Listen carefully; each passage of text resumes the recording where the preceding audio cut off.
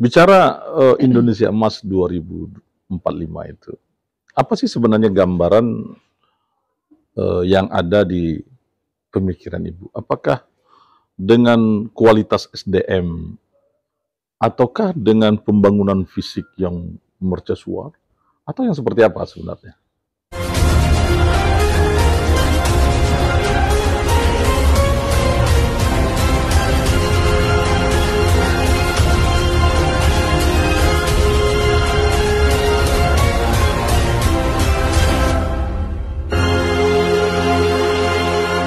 Jumpa lagi di podcast kami di Hitam Putihku.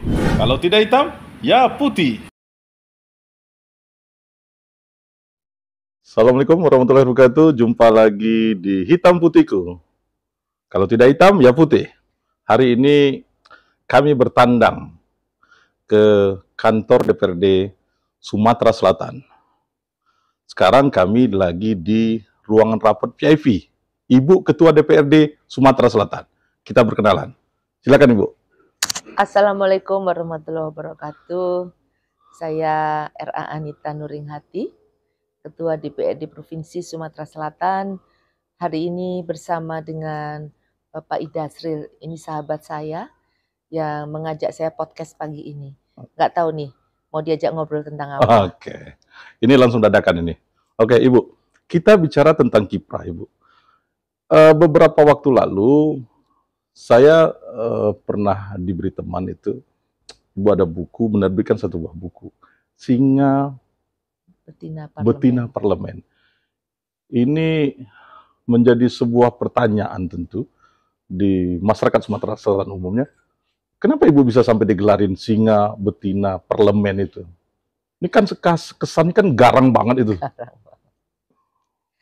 Baik, terima kasih Pak Idasril bahwa pada bulan Juli yang lalu saya menerbitkan buku Singa Betina Parlemen, di mana julukan itu bukan saya tetapi dari teman-teman media. Saya juga tidak tahu bagaimana mereka menjuluki saya Singa Betina Parlemen. Namun saya sebagai perempuan, saya harus juga menjaga harkat martabat seorang perempuan. Namun saat ini saya diberikan amanah sebagai Ketua DPRD. Tentunya juga saya harus bisa menjaga amanah ini. Mungkin dari sisi bagaimana saya selalu menerima semua aspirasi dari masyarakat, baik di lapangan maupun di ruangan ini, sehingga saya selalu membuka pintu. Dari situlah mungkin para teman-teman dari media itu menjuluki saya Singa Parlemen. Ini kan sesuatu hal yang luar biasa juga di Sumatera Selatan. Satu-satunya perempuan yang menjadi ketua DPRD Sumsel dan juga bukan ketua partai. Umumnya di daerah itu biasanya ketua DPD. Kalau nggak ketua DPW yang menjadi ketua partai ketika dia menjadi pemenang pemilu. Nah, ini Ibu, apakah Ibu ketua DPW-nya, ketua DPD atau bukan? Kok bisa menjadi ketua partai ini? Ketua DPRD? Semoga ini juga bisa menjadi motivasi untuk kaum perempuan khususnya. Saya mendapatkan amanah ini bukan hadiah. Saya mendapatkan amanah ini dengan perjuangan. Ada prosesnya ya? Saya duduk di DPRD dari 2009. 2009. Kenapa saya memilih Komisi 5 yang membidangi Kesra? Karena di sanalah saya langsung berinteraksi dengan masyarakat. Dan harapan saya bisa menjadikan corong dari masyarakat. 2009, 2014, sampai 2019, saya ibarat kata menaiki tangga. Saya pernah menjadi sekretaris komisi, pernah menjadi wakil ketua komisi, 2014-19 pernah menjadi ketua komisi. Sehingga sudah sewajarnya kalau saya mendapatkan amanah ini karena jenjang yang saya naiki memang sesuai dengan tahapan. Dan saya bersyukur saya adalah perempuan pertama menjadi Ketua DPRD Provinsi Sumatera Selatan. Masya Allah. Mudah-mudahan ini menginspirasi wanita-wanita hebat lainnya di Sumatera Selatan, Ibu ya. Selama Ibu menjabat menjadi anggota Dewan apa sih sebenarnya momen yang sangat spesial Ibu rasakan? Saya sebetulnya waktu awal, basic saya seorang lawyer. Seorang lawyer. 3 bulan pertama saya terpilih, saya menghadap ketua DPD, saya minta berhenti. Karena minta berhenti menjadi anggota dewan? Iya, karena baru terpilih nih? Praktisi, saya dari praktisi, masuk menjadi politisi itu tidak mudah. Penyesuaiannya agak susah. Penyesuaiannya, idealismenya berbeda. Berbeda. Di dalam politis ini adalah, saya akui adalah kompromis.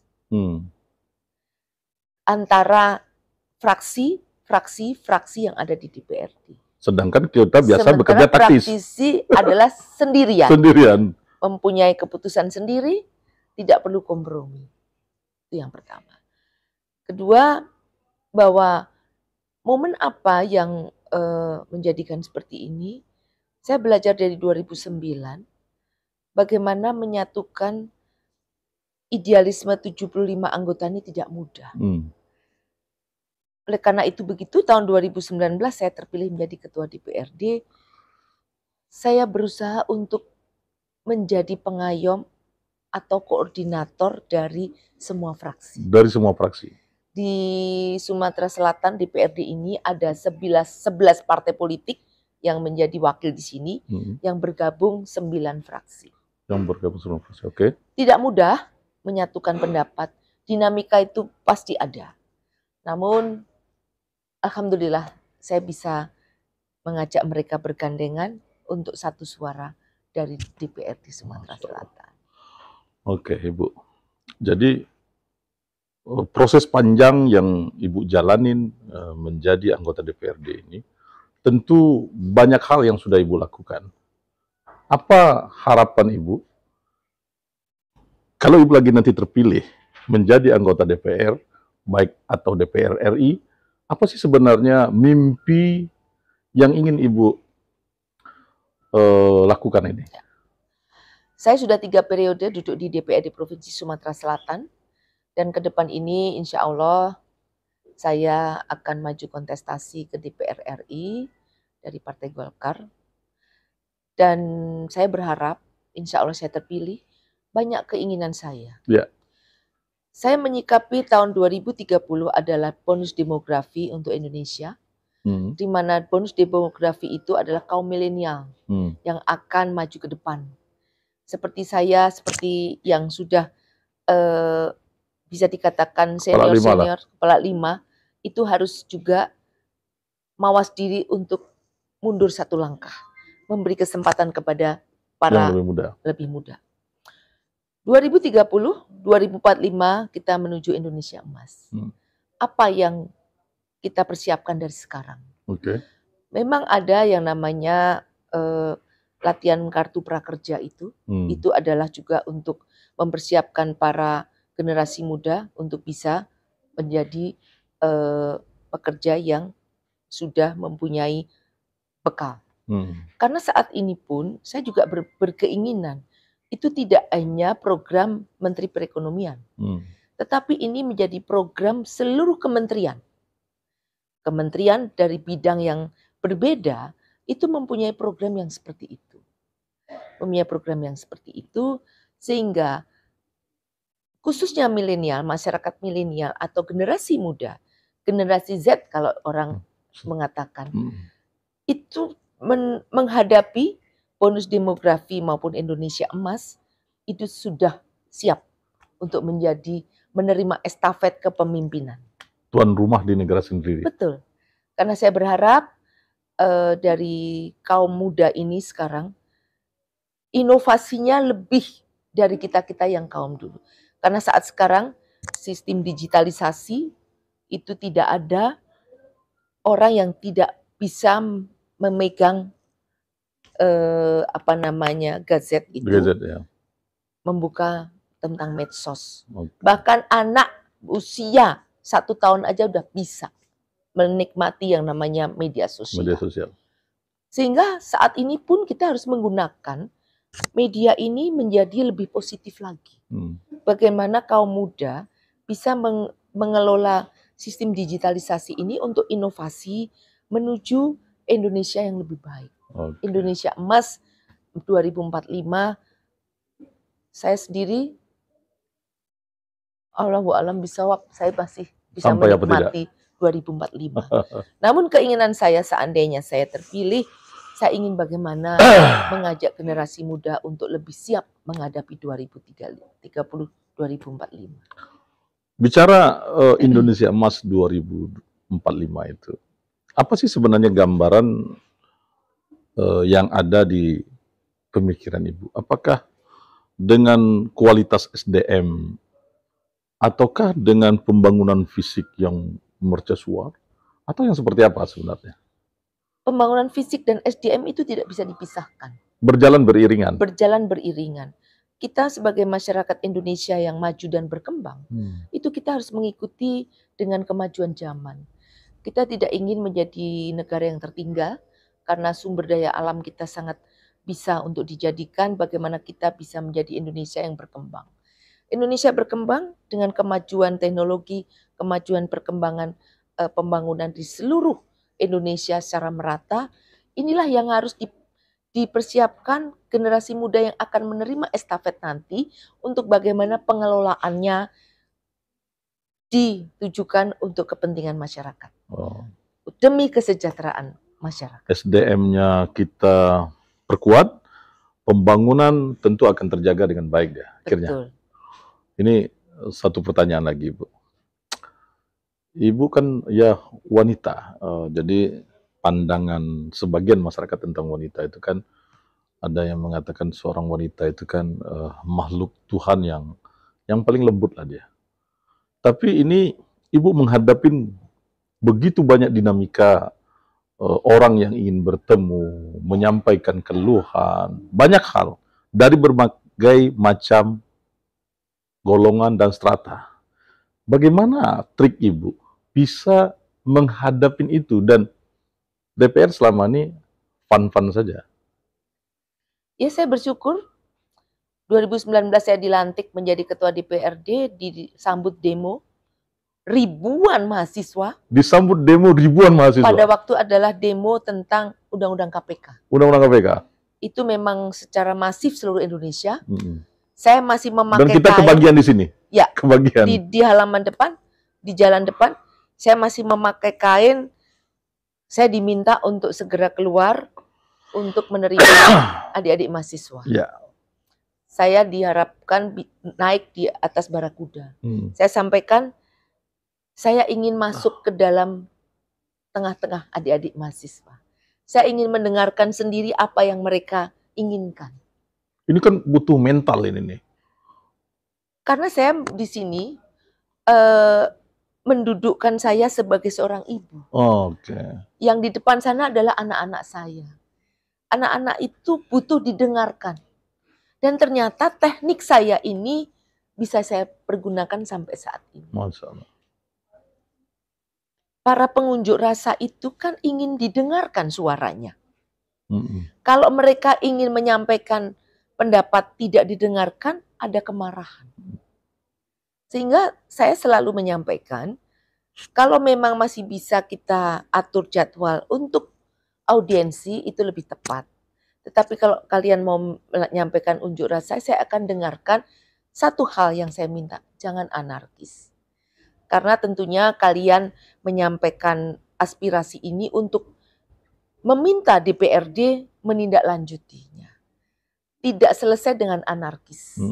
Dan alhamdulillah, dengan posisi saya sebagai seorang perempuan, dan saya bersyukur adik-adik mahasiswa, teman-teman yang menyampaikan aspirasi selama ini di DPRD tidak pernah anarkis. Masya Allah. Dan saya sebagai ketua DPRD tidak ada alasan untuk menolak semua tamu yang akan masuk ke rumah rakyat. Ke rumah rakyat ini, gedung DPR. Dengan tangan terbuka, dengan kehangatan. Iya. Buktinya tadi, baru diterima Forum Umat untuk Keadilan. Ya, dengan ramah. Dan dijamu lagi. Ini adalah menunjukkan bahwa rumah rakyat ini adalah milik rakyat. Milik rakyat. Bukan milik hanya segolongan. Bila semua anggota DPRD, anggota DPR, wakil rakyat, berpikir, bertindak seperti Ibu yang lakukan. Menurut Ibu, apa yang akan terjadi di masyarakat ini? Sebetulnya hanya mungkin tidak terpantau saja. Tidak terpantau. Kami dari DPRD berusaha untuk bagaimana kami dekat dengan rakyat. Semuanya ya? Dari porsi masing-masing. Dengan cara masing-masing. Kalau toh ada individu yang agak nyeleneh, itu adalah tanggung jawab individu. Oknum itu? Oknum. Tetapi kami lembaga ini mempunyai tekad yang sama, mempunyai keinginan yang sama. Kami adalah wakil dari masyarakat. Masya Allah. Satu lagi Bu, pemungkas ini. Ibu kan juga kawan-kawan kuliner. Ya. Ibu termasuk salah satu yang mengangkat martabat karena kita hampir 5 tahun ini membina. Dan apa sih sebenarnya yang memotivasi Ibu? Karena kalau saya lihat, kalau memang Ibu ingin mau cari suara dari mereka dulu, itu kan nggak mungkin. Dengan proses begitu panjang. Tapi Ibu lakukan itu sehingga mereka mendapatkan modal. Ibu fasilitasin dengan fasilitas grade A, kalau bahasanya tuh. Untuk orang yang biasa berjualan mendorong gerobak. Saya merinding. Sebenarnya, apa sih sebenarnya yang ada di hati Ibu? Melihat para kuliner itu. Jadi begini Pak Idasril, kembali lagi saya adalah sebagai Ketua DPRD yang mewakili masyarakat seluruh Sumatera Selatan, dari berbagai lapisan. Ada satu golongan yaitu para pedagang yang bisa dikatakan UMKM yang perlu mendapatkan perhatian. Berawal dari masa pandemi, yang kita melihat bahwa pandemi ini sangat mendegradasi semua sektor. Baik sektor usaha maupun semuanya. Saya melihat ada peluang yang memang diberikan fasilitas oleh pemerintah, oleh negara. Kebetulan dari Menko Perekonomian selalu menyampaikan bahwa menyiapkan anggaran tentang KUR. Kenapa tidak? Mereka yang memang sedang terpuruk, saya berikan akses untuk bisa mendapatkan KUR. Hanya satu pesan saya, KUR ini bukan gratis, bukan hadiah. Tetapi kredit usaha rakyat ini adalah harus dikembalikan kepada pemerintah.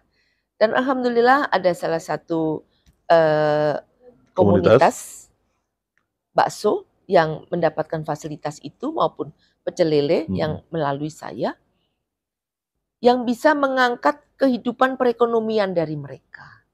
Sehingga sudah sepantasnya saya memberikan apresiasi atas komitmen dari komunitas itu. Saya berharap bahwa apa yang bisa kita lakukan untuk kepentingan masyarakat itu harus kita nomor satukan. Apa yang bisa saya bantu, sepanjang itu kemampuan saya, kewenangan saya, siapapun saya tidak melihat suku, etnis, agama, dan ras. Dan saya selalu hadir di semua agama. Sebentar lagi Natal pasti saya hadir. Waktu itu ada peresmian Tridharma saya hadir. Begitu juga organisasi kemasyarakatan yang lain. Tentunya menempatkan diri sebagai wakil seluruh golongan. Saya adalah wakil rakyat Sumatera Selatan. Oke, ini akhir dari perbincangan kami dengan Ketua DPRD Sumatera Selatan, Ibu R.A. Anita